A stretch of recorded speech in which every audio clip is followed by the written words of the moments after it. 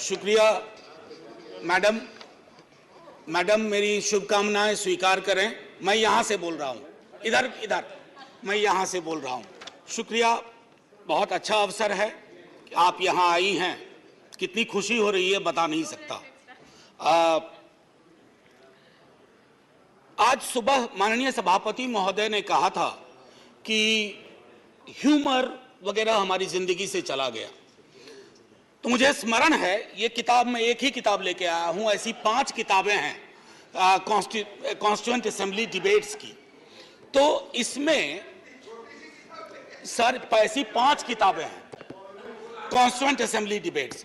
सो माननीय उपसभापति जी, एक मिनट प्लीज। माननीय उपसभापति जी, 75 कैसे बनाया जा रहा है मेरी समझ में नहीं आ रहा है, क्योंकि अगर हम कॉन्स्टिट्यूएंट असेंबली से 75 जोड़े तो 2021 में पूरा होता है, अगर आजादी से जोड़े तो 2022 में पूरा होता है, और अगर पहली लोकसभा से जोड़े तो वो 2027 में पूरा होता है। तो ये 75 की गणना कहां हुई, किस ज्योतिषी ने की, मुझे नहीं पता। मेरे हिसाब से 75 नहीं है, लेकिन 75 वाली फील में अपनी बात रखूंगा। हाँ, तो माननीय उपसभापति जी, हुआ यूं कि सरोजिनी नायडू जी को बुलाया गया बोलने के लिए संभवतः 11 दिसंबर 1946 को। कम लोगों को यहां पता होगा कि सरोजिनी नायडू जी बिहार से चुनकर संविधान सभा में आई थी। तो उनको चेयरमैन साहब ने कहा कि अब बुलबुले हिंद, नाइटिंगेल ऑफ इंडिया आएंगी, लेकिन कविता में अपनी बात कहेंगी, प्रोज में नहीं कहेंगी। उन्हें थोड़ा बुरा लगा, मजाक में ही सही। उन्होंने कहा कि आपका अब ये व्यवहार, आपका ये कहना अनकॉन्स्टिट्यूशनल है। तो उन्होंने कहा नहीं, फिर भी सुनाना होगा। तो उन्होंने एक चीज सुनाई जो मैं पेश नजर कर रहा हूं माननीय सभापति जी को। सुबह बड़ी बेसब्री से वो कह रहे थे कि ह्यूमर चला गया, तो उन्होंने सुनाया कि बुलबुल को गुल मुबारक, गुल को चमन मुबारक, रंगीन तबीयतों को रंगे सुखन मुबारक। तो ये मैं ये बता रहा हूं कि ये हमारा ध्येय था। अब सुबह चर्चा की, हमारे लीडर ऑफ द हाउस ने बड़ी खूबसूरत चर्चा की और जिक्र किया सर्वपल्ली राधाकृष्णन का। यहां ठीक सामने सर्वपल्ली राधाकृष्णन। उन्होंने एक बात कही थी और मैं वो श्लोक पढ़ना चाहता हूं। मृदुना दारुणं हंति मृदुना हंत्य दारुणम, मृदुना दारुण हंति मृदुना हंत्य दारुणम, ना साध्यं मृदुना किंचित तस्मात् तीव्रतरं मृदु।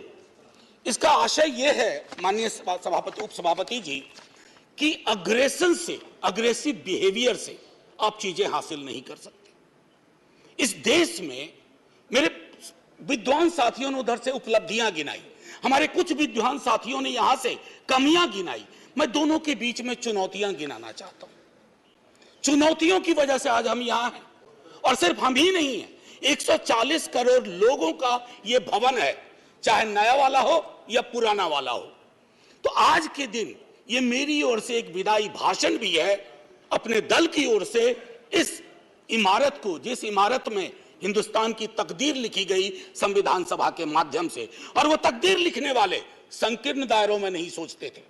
मैं उस पर आऊंगा थोड़ा 2 मिनट के बाद। माननीय सभापति जी, बहुत चर्चा होती है, 47 में बंटवारा हुआ था इस देश का। बंटवारे के बावजूद उतनी घृणा, उतनी नफरत, पीड़ा के बावजूद नहीं थी। अभी हाल में एक रोमिला जी की किताब आई, वो कहती हैं बड़ी खूबसूरती से, Have we moved from integrated nationalism to segregated nationalism? क्या हम एकीकृत राष्ट्रवाद से एक विभाजित, विखंडित राष्ट्रवाद की ओर बढ़ रहे हैं? क्योंकि यह इमारत, इसकी बुनियाद मेलजोल पे है। इसकी बुनियाद में बंटवारे के बावजूद बंटवारा नहीं हुआ। तो मैं हाथ जोड़ के विनती करूंगा, सरकार जरूर बनाइए, अगला चुनाव भी लड़ेंगे, खूब दिल से लड़ेंगे। इंडिया भी रहेगा, भारत भी रहेगा, कोई में से एक चॉइस नहीं है, क्योंकि हमको इंडिया भारत करके जम्बू द्वीप तक नहीं जाना है।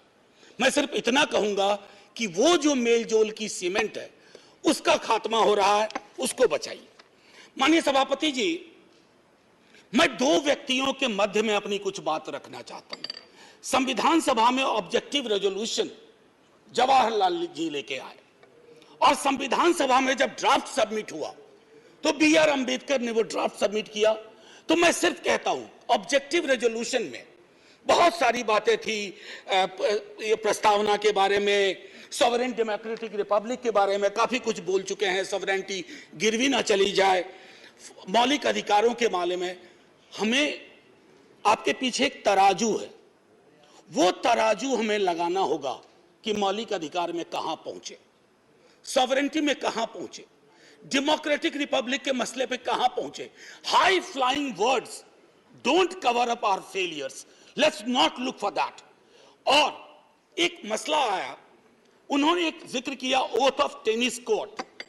माननीय सभापति जी, फ्रेंच रिवॉल्यूशन के बाद जब बड़ी शिद्दत से लोग काम में लग गए अधिकारों पर बात करने के लिए, तो राजा को शुरू में परेशानी नहीं हुई, लेकिन राजा को लगा कि कुछ ऐसा कर रहे हैं जिससे खुराफात की बू आ रही है। उसने क्या किया, दरवाजे बंद करवा दिए। जिस हॉल में वो लोग बैठते थे वो चले गए दूसरे दरवाजे रूम में, उसको भी बंद करवा दिया। तो वो चले गए टेनिस कोर्ट में, सारी कार्रवाई पूरी की, उसको कहा oath of tennis court. Oath of tennis court का जिक्र जवाहरलाल जी ने इसलिए किया था कि हमारे अंदर वो जज्बा हो, इमारत बनाने बिगाड़ने से इबारतें नहीं बदलनी चाहिए। हमारा जज्बा वही होना चाहिए जो ओथ ऑफ टेनिस कोर्ट में जवाहरलाल जी हमारे फर्स्ट प्राइम मिनिस्टर ने कहा। अब आते हैं कि बाबा साहब भीमराव अंबेडकर जी ने क्या कहा।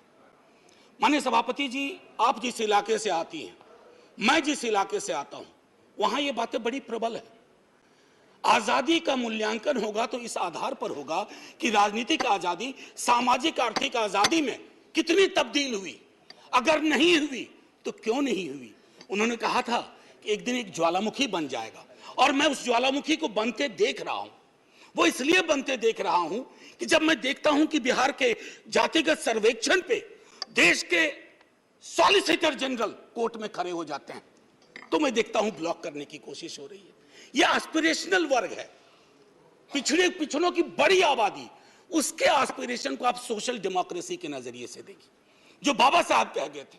31 में आखिरी हुई, उसके बाद पाकिस्तान बांग्लादेश बना। क्या इस देश को, यहां की सरकारों को, राज्यों की सरकार को वैज्ञानिक आंकड़े नहीं चाहिए? क्या आप आंकड़े आसमान से गिराएंगे? मैं समझता हूं आज के दिन यह भी हमें सुनिश्चित करना होगा कि हम इन आंकड़ों को लाएं, उसके आधार पर अपनी नीतियां तय करें। एक माननीय सभापति जी, अंबेडकर साहब दो और चीज कह के गए, प्रिवेंटिंग टिरनी ऑफ मेजॉरिटी। मैं बार बार इस सदन में कह चुका हूं कि मेजॉरिटी बेहद आवश्यक चीज है, मेजॉरिटी के बिना सरकार नहीं चलती है, लेकिन मेजॉरिटी और मेजॉरिटेरियनिज्म में फर्क है। यह फर्क अगर हमारी सरकार भूल जाती है तो बहुत बड़ी पीड़ा होती है। जब मेरे मित्र ने कहा, मैं अक्सर देखता हूं हम जैसे लोग छोटी आलोचना भी करते हैं, छोटी मोटी आलोचना जो कभी व्यक्तिगत नहीं होती है। आप कहते हो कि पाकिस्तान चले जाओ, अरे कभी देखा भी हो कितनी जगह है वहां का भूगोल क्या है, इतने लोग नहीं अट पाएंगे। मान लीजिए कि 65% लोगों ने आपको पिछली बार वोट नहीं किया, सबको पाकिस्तान भेज दोगे? ऐसी कोई व्यवस्था होती है? यहीं मेलजुल से रहना है, यहीं मिलकर रहना है। और ये सारी चीजें मैं नहीं कह रहा हूं, खुद अंबेडकर साहब कह के गए थे। मैडम, आपकी तरफ से मैं एक और चीज, एक दो छोटी चीज कह करके, इस देश की एक बड़ी आबादी, सभापति महोदया, मैं आपका सभापति महोदया अभी बिल मत 2 मिनट लूंगा, ज्यादा नहीं, आज पहली बार हैं, इतने नजरिए इनाद कर दीजिए। मैं सिर्फ इतना कहना चाहूंगा कि बेरोजगारी को लेकर के हमारा दृष्टिकोण साफ होना चाहिए। सरकार में आप हो, हम हो, बेरोजगारी हम सबकी पॉलिटिक्स खत्म कर देगा। राइट टू एम्प्लॉयमेंट के लिए हम क्या सोच रहे हैं, और इस देश की एक बड़ी आबादी से देशभक्ति का जो प्रमाण पत्र हम मांगते हैं ना मैडम, वो कहीं चलेगा नहीं। मैं आखिरी चीज कह करके एक सुनाना चाहता था। मैं इसलिए कहता हूं, वो एक घर में 5 सदस्य हैं, उसमें हर 5वां सदस्य उस आबादी का है। अगर उस घर में उस 5वें सदस्य को आप एलिनेट करेंगे, दूर करेंगे, घर कभी महफूज नहीं रह सकता। और आखिरी में मैं साहिर को जाता हूं और वहीं खत्म कर दूंगा, आपको घंटी बजाने की जरूरत नहीं पड़ती। आओ कि आज गौर करें इस सवाल पर, देखे थे हमने वो हंसी ख्वाब क्या हुए। दौलत बढ़ी तो मुल्क में अफलास क्यों बढ़ा, खुशहाली आवाम के असबाब क्या हुए। जो अपने साथ साथ चले कुएदार तक, वो दोस्त वो रफीक वो अहबाब क्या हुए। क्या मोल लग रहा है शहीदों के खून का, क्या मोल लग रहा है शहीदों के खून का, मरते थे जिन पे हम वो सजाए याब क्या हुए। बेकस बरहनगी को कफन तक नहीं नसीब, वो बादा आए अतलसों के मुखाब क्या हुए। जमहूरियत नवाज बशर दोस्त अमन ख्वाह, खुद को जो खुद दिए थे वो अलकाब क्या हुए। मजहब का रोग आज भी क्यों लाइलाज है, मजहब का रोग आज भी क्यों लाइलाज है, वो नुस्खा हाय नादिर नायाब क्या हुए। हर कूचा शोला जा रहे हर शहर कत्लगाह, यकजहतिया हयात के आदाब क्या हुए। सहराए तीरगी में भटकती है जिंदगी, उभरे थे जो उफक पे वो माताब क्या हुए। मुजरिम हूं अगर मैं तो गुनहगार तुम भी हो, मुजरिम हूं अगर मैं तो गुनहगार तुम भी हो, ए रहबराने कौम खताकार तुम भी हो। Jai Hind ma'am, and salute to all the freedom fighters. संविधान सभा के उन तमाम लोगों को, और मैं चाहूंगा कि सेंगोल के बगर में एक बड़ी आकृति में इनकी तस्वीरें वहां लगाई जाएं और हमें प्रेरणा देते रहें। जय हिंद। धन्यवाद। श्री वीरेंद्र प्रसाद वैश्य।